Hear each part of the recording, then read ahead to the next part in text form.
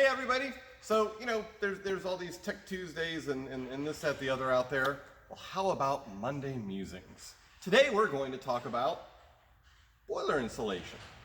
It's really an important thing because, it reduces fuel cost, reduces stress on the vessel, keeps the heat in, right? Makes for a very happy boiler, much like, being all snug like a bug in a rug in a big thick comforter.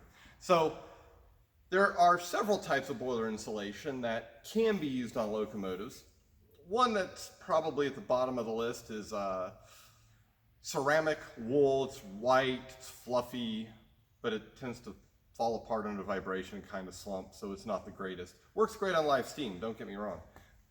Then there's calcium silicate board. It actually looks a lot like the old asbestos board, kind of like a 2x4, a little bit.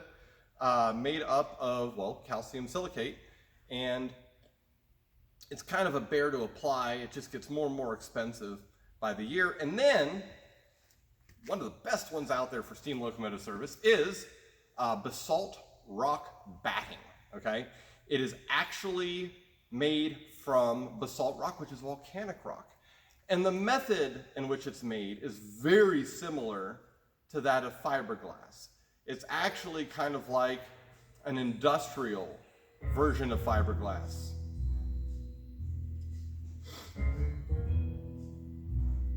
Something that should never be used as a boiler insulation. Come here.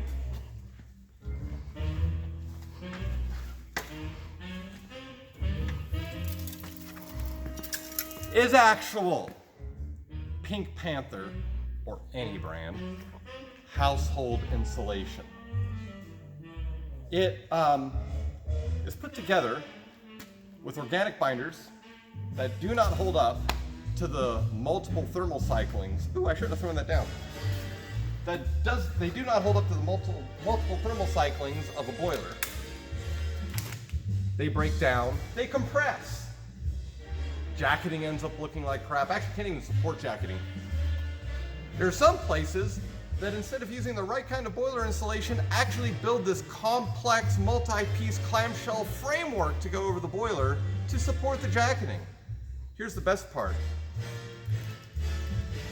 It retains water like a diaper. It just holds it in. Think flood victims, you hear about it in houses and stuff. It just holds the water in. Other boiler insulations, actual boiler insulations, shed water. They might get wet, but short order, it just sheds away. Why does this matter? Well, not all steam engines get to live in a shop. This locomotive had to sit outside for, from the last time it ran, in '96, it sat outside for about 12 years. Check this out. All the red, those are all stay-bolt sleeves that have to be replaced from corrosion that occurred since 1996. There's areas where it's built up in between the sleeves. Thankfully, with the metallurgy of everything, the sheet went unscathed, because I know that's going to be a question. People are already thinking it. No, the sheet's fine. And I've seen this on boilers before where the sleeves get attacked, the caps get attacked, but the sheet's like unscathed. It's in the metallurgy, it's chemistry. So,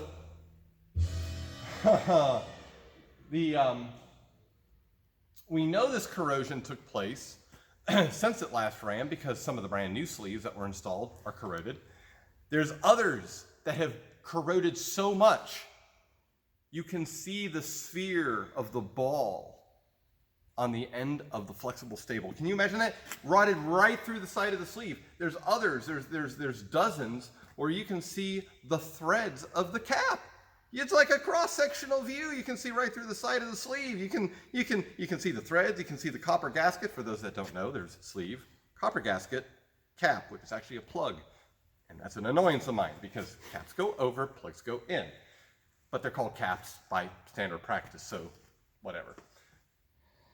Don't use fiberglass. Do not use household insulation.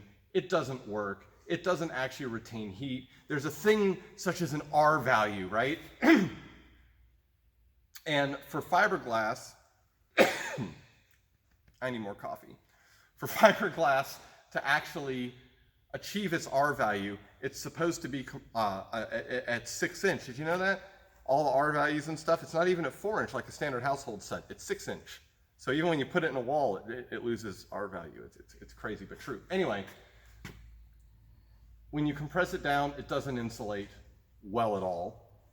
Whereas actual boiler insulations, the R values that are established are for that thickness, which it stays at because it doesn't get compressed. Anyway, but it holds water, it does damage. This happened in 12 years of sitting outside. That's really not that long, is it? When you look at how long these things have been sitting, and you have locomotives that were clad in asbestos, or asbestos-containing material that weathered time so much better. So anyway, hope you enjoyed. Don't use fiberglass, just don't.